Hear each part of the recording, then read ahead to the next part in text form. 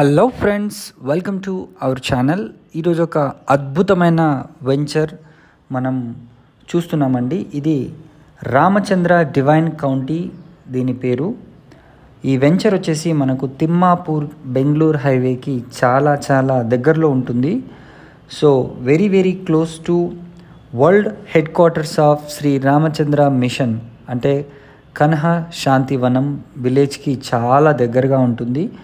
And దీంట్లో మనం హౌజెస్ని కూడా కన్స్ట్రక్షన్ చేసుకునే విధంగా ఇది HMDA అప్రూవ్డ్ ప్లాట్స్ అండి.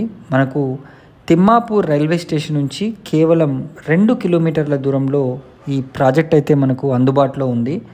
అదేవిధంగా GR institute of medical sciences మనకు కేవలం 6 కిలోమీటర్ డిస్టెన్స్లో ఉంది. మీరు ప్రాజెక్ట్ యొక్క డ్రోన్ వ్యూ చూస్తున్నారు. ఎంత అద్భుతంగా దీంట్లో ప్లాట్స్ అనేవి వీళ్ళు డిజైన్ చేశారో. యాజ్ పర్ వాస్తు 100% పర్ఫెక్ట్గా మనకు దీంట్లో ప్లాట్స్ని అయితే వీళ్ళు డిజైన్ చేసి ఇవ్వడం జరిగింది.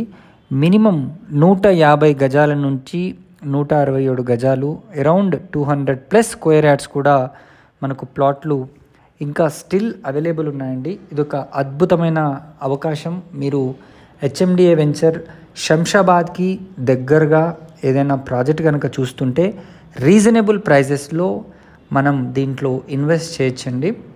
ఇది Ramachandra divine county and beautiful venture.